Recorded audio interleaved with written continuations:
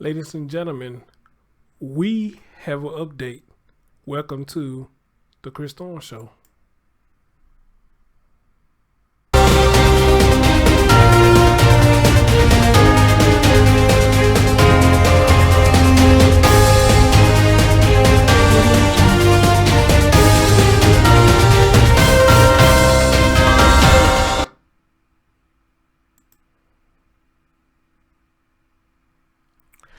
What's going on, everybody? As always, good morning, good afternoon, good evening, whenever you're watching my content. And as always, like, comment, subscribe, and share.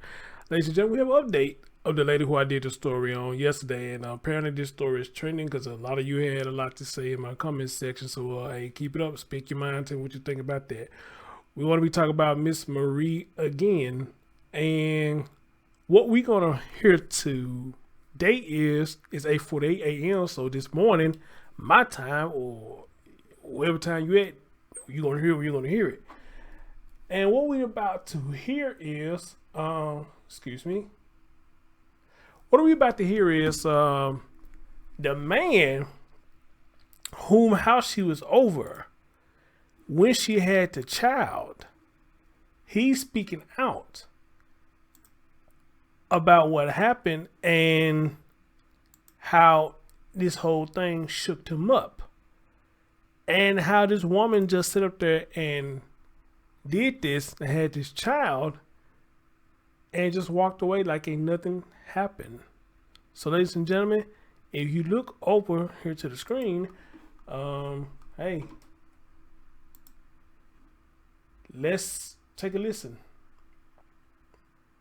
New tonight, we're hearing from a man who helped police find a newborn alive in a trash can in Dorchester. It's a case we've been following for you. The baby's mother now charged with attempted murder. NBC 10's Malcolm Johnson joins us live from Dorchester tonight with the latest. Malcolm. Shannon, we spoke with the man for more than 30 minutes today. He is still shaken up after what took place last week. He says he called 911 after this woman gave birth in his bathroom. 2 o'clock in the morning, 4 o'clock I don't sleep. My eyes open. Leon St. Gerard hasn't been sleeping much since last Friday. That's when he says 33-year-old Marie Merisier delivered a newborn inside of his bathroom. She got it in the bathroom. She had it in the bathroom? Yeah. Gerard says she'd asked him for a plastic bag before going in the bathroom. He became suspicious after she stayed inside for over an hour. The problem for me, when I had to be quiet, I said, wow, that's another problem. Now I know what she's doing now. The baby kept crying, keep crying, keep crying. Merisier, hired by St. Gerard to help him around the house, says he saw her walk out the bathroom with a brown leather bag. She take that bag, the bag, she got another bag like that, and put in that bag. That's the time I had the baby quiet. St. Gerard says Merisier declined his offer to call an ambulance and soon thereafter left his apartment. That's when police say she's accused of leaving her newborn in a Dorchester Ave trash can. One thing surprised me, to tell you the truth. When she walked through the bathroom, she walked just like everybody. Like nothing happened? Not like nothing happened. As St. Gerard says that he hopes Merisier is okay, Shannon. We know that she's going to be back in the courtroom on March 29th. We're live tonight reporting in Dorchester. I'm Malcolm Johnson, NBC 10 Boston. You know what? Just imagine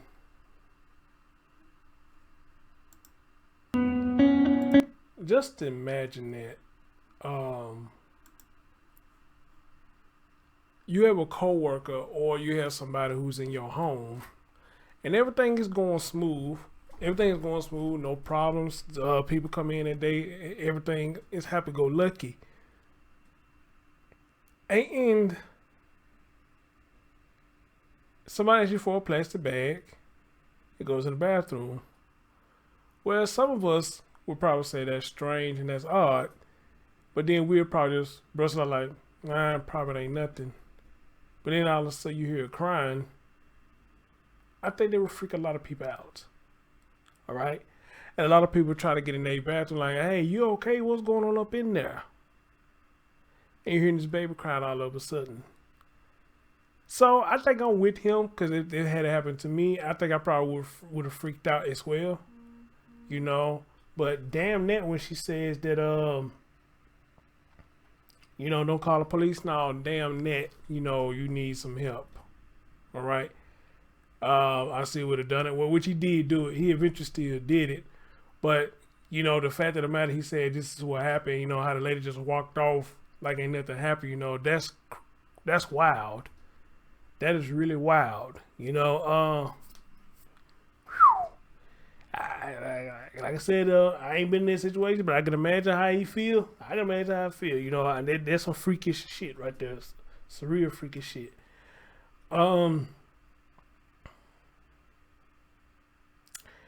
It says the man who owns the home where a woman gave birth on Friday before abandoning a newborn baby in a trash can down the street is sharing new details about the case.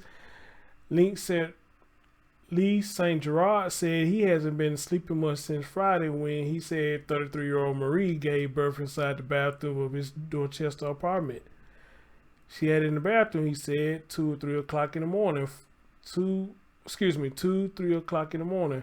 4 o'clock, I don't sleep. My eyes are wide open. Then he goes on to say, well, okay, that's what he says. Then they're saying she's being held on a $1,000 cash bond on charges of attempted murder and reckless endangerment of a child after allegedly abandoning her baby in a trash can outside Dorchester Avenue business shortly after giving birth on Friday. Merisier, I think I said it right because somebody came in the comment section and said she Haitian, so it's pronounced Merisier, had been hired by Gerard to help him around the house. You know, one of them caregiving thing, you know, stuff that I do. You know, I work with people who disabled or, you know, or people with intellectually disabilities, and people like him, you know, just probably need somebody to come to his house for a couple of hours and, you know, just do some light cleaning, light duty, probably help fix his meal, you know, stuff like that, which a lot of people probably do that. And I think that in some places they call us personal assistants, you know, or personal companions, you know, things like that, you know. So that's what pretty much that is. He's 73 years old and asked him for a plastic bag before going to the bathroom. He became suspicious when she stayed in the bathroom for over an hour. The problem for me was when I heard the baby crying, I said, wow, that's a problem. Now I know what she's doing now. The baby kept crying, she kept crying. When Merisier came out the bathroom, St. Gerard said she had a plastic bag and placed it in another bag. Oh, it was 2 bags. With her, did hear a baby crying. He said Merisier declined his offer to call an ambulance and left his apartment soon thereafter. One thing that surprised me, to tell you the truth, once she walked away from the bathroom, she walked just like everybody. Like nothing happened. When she left, he called 911.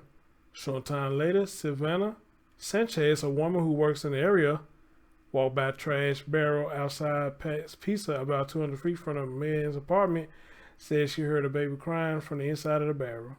Sanchez said she said the sound didn't seem right. She noticed EMS vehicle parked nearby and flagged him down. The emergency medical technicians found a newborn male baby wrapped in a cloth inside 2 knotted plastic bags. Oh my God.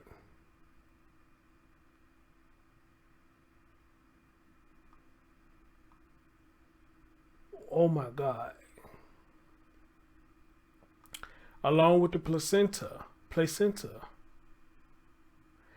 Both the newborn and Merisier were taken to a local hospital. The baby is suspected to be okay. Merisier's attorney said she was desperate, has no family here, and has no money because she was laid off from her job at the start of the pandemic. This case involved an impossible, complicated set of questions about mental health, prepartum, postpartum, and hormonal, emotional, and mental health crisis. The defense attorney, Christina Rodriguez, said in the court earlier this week. Merisier is scheduled to return to court at March 29 for probable cause hearing. All right, let's stick on this for a minute, and I want y'all to tell me what y'all think. She has no family here. She had no money because she was laid off due to the pandemic. All right.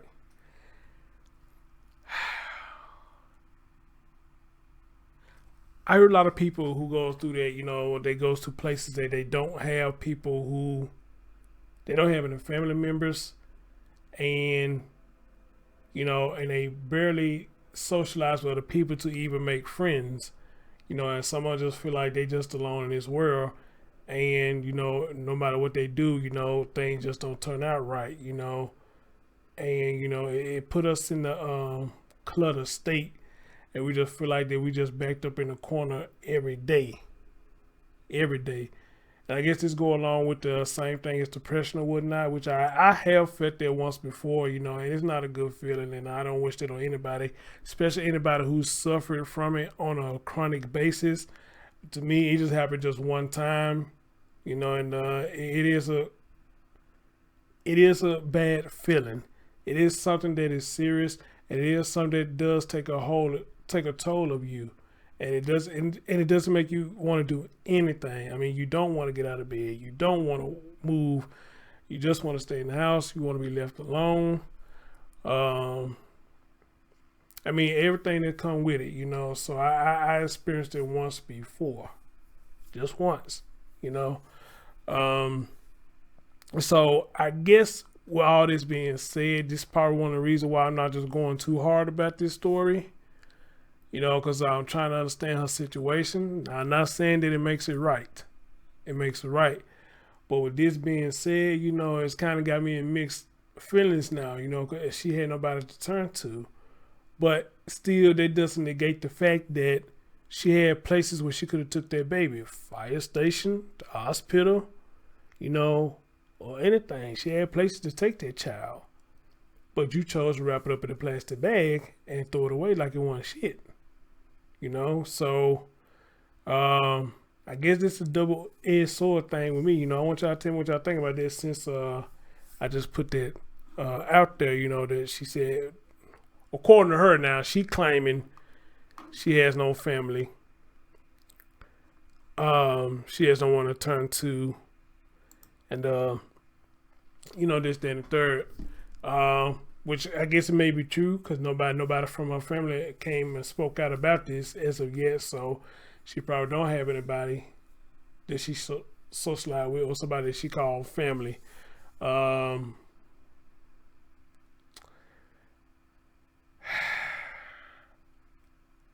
don't know. I guess just have to read that little part right there. You know, I got mixed emotions about this. You know, I really just don't know what to say. You know, especially from a man who don't have any children. But however, though, it leads to question here. The guy that did impregnate her, where is he? You know, where is he, and how does he feel about this? About the woman that tried to kill not only her child, but his child as well. Or even if he's still in the picture, period. I don't know. But at least it's a sad situation. And her attorney trying to say she got mental problems. And again, in this case, it could be a possibility because, again, like I said, I work with people like this. So yeah, it could be a possibility, but let's not get it twisted now. We know a lot of people try to use that insanity trick to try to get a lesser punishment for what they have done. All right? But in that though, to Mr. Gerard, if I'm saying his name right, I agree with him. If they had to be me, that would have been some freaking shit for me too. It'd probably be hard for me to sleep as well after hearing all that. And then knowing this woman's giving birth in my bathroom, you know, so they were freaking me out as well. You know, so anyway, guys, as always, tell me what y'all think. You know, I know for people who suffer from depression or mental illness or something like this, you know, I would like to see y'all in the comment section. Tell me what y'all think about this. You know, do y'all give her any empathy or sympathy for this, or how do y'all feel about this? Period. All right. But other than that, though, this is the update to this story, and any more updates that come out about this story or any story that I've done and it can come across my table, rest for sure that Chris Storms will do an update on it. So until then, thank you for listening. Share your thoughts, hit that thumbs up, and catch y'all next time. Peace.